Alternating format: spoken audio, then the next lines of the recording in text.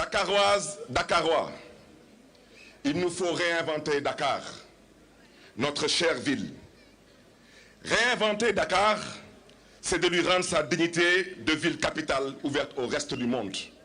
véritable porte de l'Afrique. Réinventer Dakar, c'est la rendre plus attractive comme ville propre et plus résiliente. Réinventer Dakar, c'est donner une place de premier choix à l'économie numérique et à l'innovation technologique. Réinventer Dakar, c'est rénover nos lycées et collèges et leur doter d'équipements modernes. Réinventer Dakar,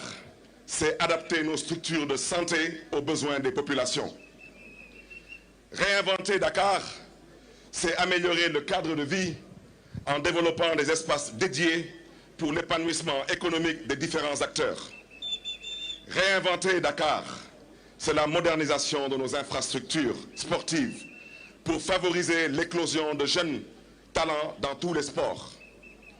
Réinventer Dakar, c'est en faire un carrefour culturel où tous les arts s'exprimeront. Dakaroises, Dakarois, pour réinventer Dakar, les priorités seront adossées sur une approche innovante de la gouvernance territoriale dans tous les domaines de compétences dévolus à la ville de Dakar. wante na ngeen ma waxal mbokk yi na ngeen ma waxal njaboot yi na ngeen ma waxal dëkkandoo yi wax leen Barthélémy Dias nee na su ngeen ko falee maire de Dakar di ngeen fal ndaanaan bu am yaakaar ci Dakar di ngeen fal ndaanaan bu am yërmande ci Dakar di ngeen fal ndaanaan bu am cofeel ci Dakar di ngeen fal ndaanaan bu am pas-pas ci Dakar moo tax may sàkk ci yéen mbokk yi le 23 janvier 2022 na ngeen fal ndaanaan bu maire de Dakar maa ngi leen di gërëm di leen di sant que Dieu vous garde et que Dieu vous bénisse. Merci Dakar.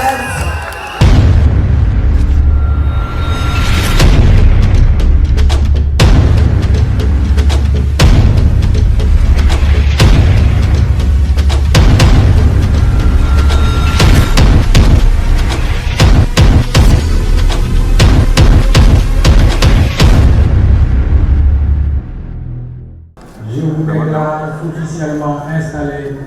dans vos fonctions de maire de la ville de Dakar.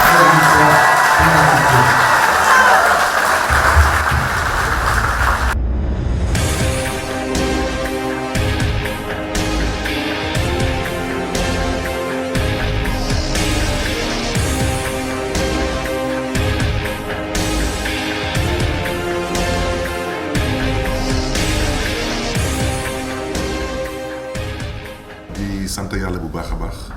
ci mu ñu mën a def passation de service may gërëm madame le maire sortant di tamit yaay ci man di madame Soham El Wardini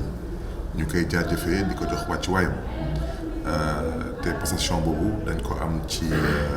dal ak tee lu ma jot a wax madame le maire mooy ginnaaw bu ma ko gërëmee sant ko ñaanal ko danaa ko dinañ def lu ñuy woy état des lieux ma bëgg nag leeral wax jooju état des lieux du audit ñun daanaka du ñu corps de contrôle ñun du ñu cour des comptes ñun du ñu inspection générale d'État te amuñu benn sañ-sañ ci dëkk bi pour jóg ne dañuy auditer qui que ce soit. Il faut que ñu góorgóorlu ba lii di état central tamit ñun di waa mairie de Dakar ku nekk def kenn kattanam ba ku nekk lu ñu la sas nga def ci sa kenn kattan pour que askanu Dakar mën ci gis seen bopp.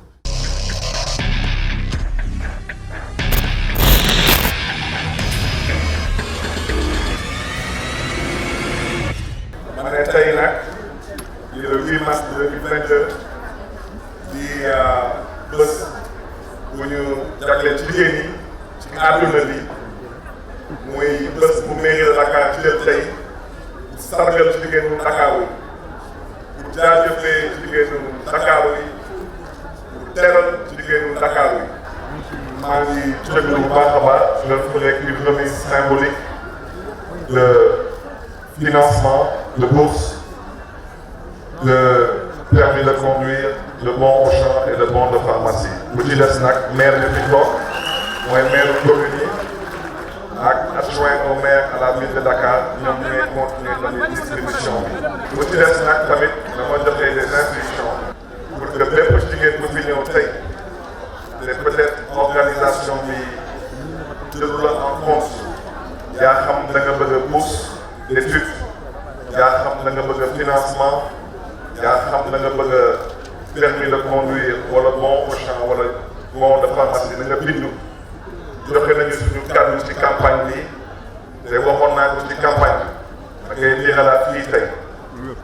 ma ne su ngeen ma falee maire de Dakar di ngeen fal ndaanaan bu am yéene ci Dakar.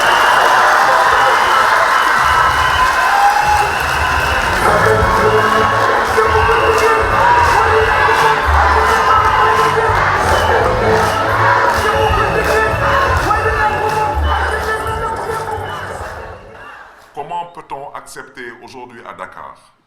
de voir des lotissements, pour ne pas dire des villes,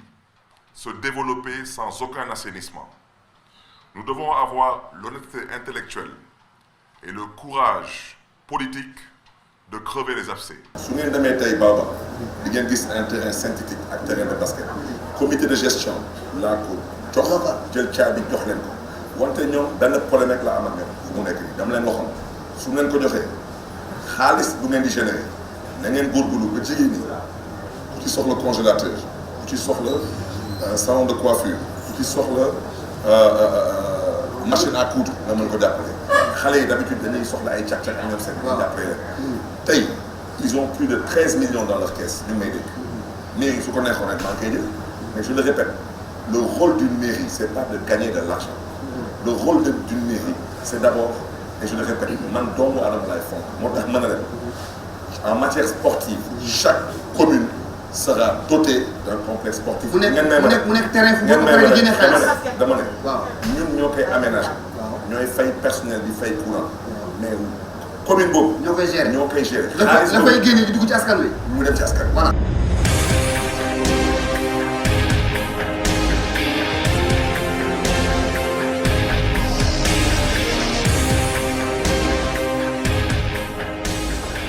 Nous avons choisi aujourd'hui de distribuer 1 milliard de francs CFA. Je prends l'engagement, lors du prochain conseil municipal, de proposer au conseil municipal, au vu de la réalité qui est la nôtre, de bien vouloir délibérer un autre milliard pour mettre à disposition les Dakarois et les Dakaroises.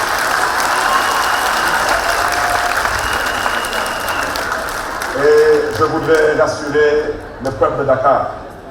Votre cadre de vie sera amélioré. Votre ville sera désencombrée. Votre ville sera assainie. Mais ce que je vous ai dit lors de la campagne, je vous le répète ici avec force.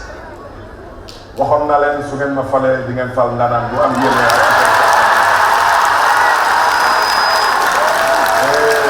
je compte le faire inchallah.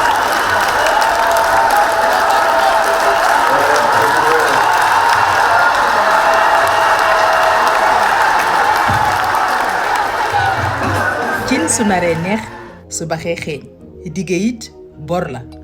naka lañu ko tabb ci boppu mairie Ndakaaru Barthélémy Dias tàmbali liggéey jiital ci doomi aadama jox ko gëddam firnde gi mooy ni mu sargalee jigéen ñi ci bis bi ñu leen jagleel di le 8 mars. Ndakaaru dalal forum de l'eau mairie bi amal ci ay waxtaan ngir ndox bañati di jur ay jafe-jafe ci capitale bi njiit war na am yërmande nawloo ñi mu jiite jamono metti mairie bu Ndakaaru génne $1 milliard ngir taxawu askan wi dalee ko ci prise en charge scolaire médicale jumtukaay liggéey scooter tricycle congélateur machine à coudre financement ba ci ay bons d'achat wérgu yaram bokk na ci li gën a fës ci programme Barthélémy Dias moo tax ca Grand Yoff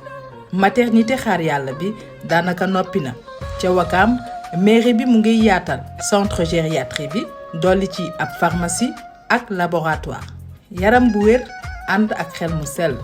bokk na ci liy jëmale société kanam ñeenti centres médico-sociaux la mairie bu Ndakaaru di tabax ci ñeenti arrondissement yi ci département bi boole ci yeesal lycée ak collège yi ci Ndakaaru yépp yaram wi itam war nañu di ko tàggat ville bu Ndakaaru di ci def ay jéego yu am solo ca Grand Yoff stade municipal baa ngay pare ba ñu lal gazon synthétique bi bokkul ak skate park bi ci wet gi Ndakaaru dafa war a wuyoo li mu doon di capitale programme pavage bi dooraat tàmbali ci sëg yi mairie bi di defar itam di yeesal tali yi ci 19 communes yi jëppal Derklé moom pare na kaaraange donte bokkul ci compétence transférée mairie bu Ndakaaru mu ngi ciy bay waaram ginnaaw bi mu defaree taal lamp yi ci gox yi ba tey ngir taxawu askan wi mairie bi mu ngi defaraat pépinière bu Patte d'Oie mbootaayu jigéen ñi di ci gis seen bopp ndax koppar yi mu leen di jural naka noonu mairie bu Ndakaaru mu ngi tabax centre cinématographique ca Grand Dakar lëkkaloo ci ak association yeneen nga lii lépp ci 100 jours maanaam téeméeri fan ci mandaawu 5 ans ki la jox ndékki bu la diggee añ nga war ko gëm. Dakaroises, Dakarois, que Dieu vous garde et que Dieu vous bénisse. Ensemble, marchons vers l'essentiel.